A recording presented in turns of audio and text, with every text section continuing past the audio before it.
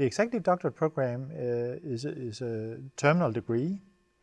So it is a terminal degree like a Ph.D., but it is an alternative terminal degree. So the focus of this program is really to take executives in industry and to give them research skills so that they can become even better executives. Ph.D. is a terminal degree that aims for a career in academia, where this is a terminal degree that aims for a continued career in business. A perfect candidate is a person that already has a master's degree, that is, they are accomplished students, sometimes way back in their career, sometimes more recently. They then have extensive industrial experience, and as part of that experience they must have what we call executive level experience of, we prefer, up to 10 years.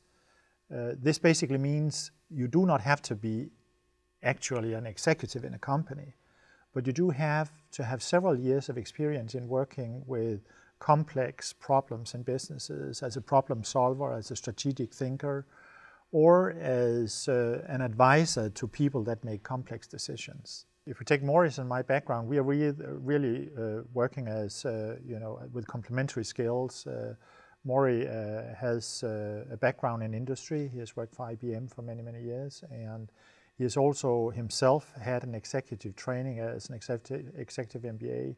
And later in life, he chose to become a director of the executive MBA program at Georgia State. So he has experience in managing programs for executives. I'm the academic guy, so I'm an academic director, and you can say that my responsibility is everything that relates to content and to creating good relationships between students and professors. And my own background for doing that is that I'm a researcher. That's what I am. I've been a researcher since I was 25 years old. I have a background in computer science and software engineering, but frankly, I'm not very interested in technology. I'm very interested in the problems of using technology in business. And that's what I've been studying for a lifetime. And the way that I have studied that has always been with people in business. So rather than sitting in a university looking at businesses, I've been in businesses working with people and trying to understand the problems and challenges they have, and that's what's been driving my research. And as part of that, I have trained several doctors over my career, and many of them have been professionals from businesses. As with all complex things in life, the best way to learn it is really to work with someone who knows how to do it. So the goal of this program is not a traditional goal of giving our students yet another academic degree. I mean, they've taken courses for a major portion of their life, and they know how to do that. So here we need to do something different, which is to build research skills for each of these individuals.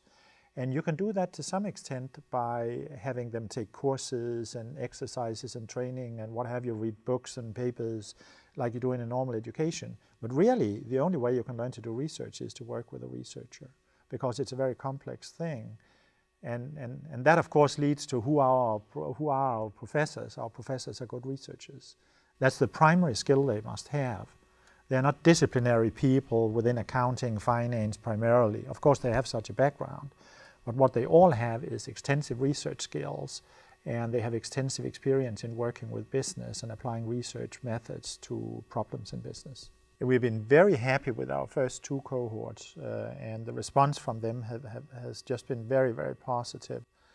I should say first that that's partly due to themselves, because a very, very important asset in this program is the students. They're probably the most important assets, even more important than the professors. We have highly, highly capable people that have succeeded in business, and they have succeeded academically previously in their life, and they're now engaged in this complicated effort. So they're one of the reasons that we succeed.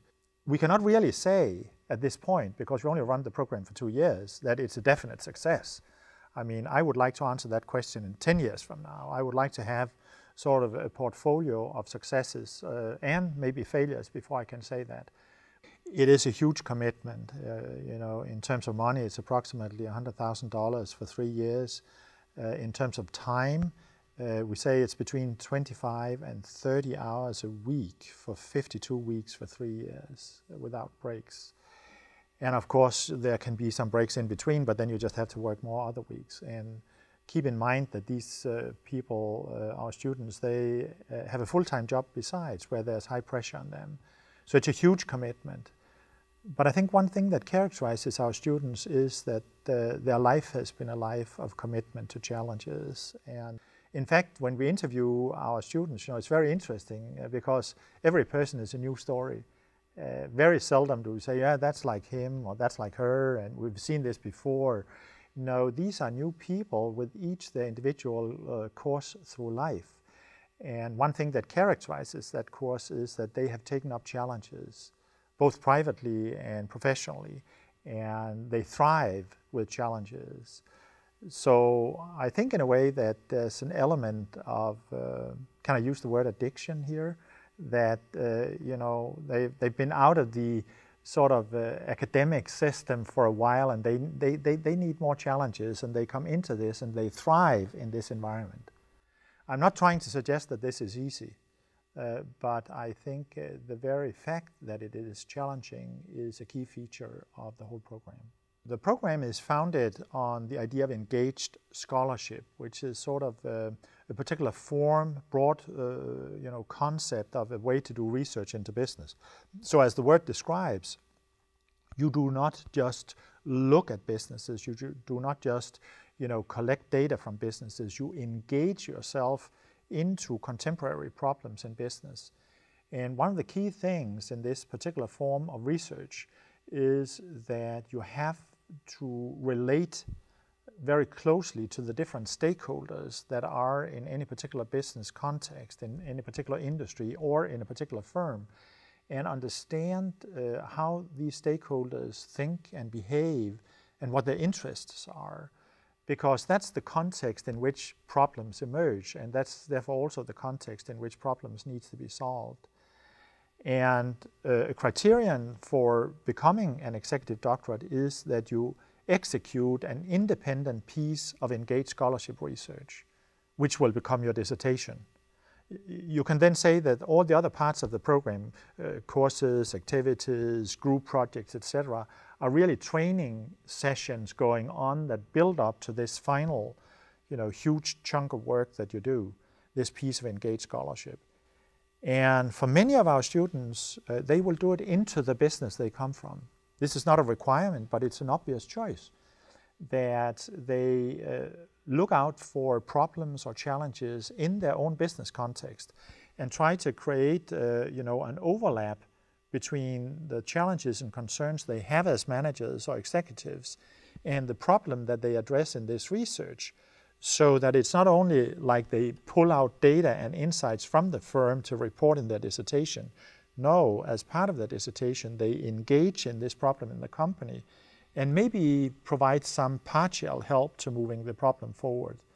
Very seldom will you just solve the problem. I think that's not the nature of business problems, but you will be able to contribute to their solution and thereby give something back to the firm.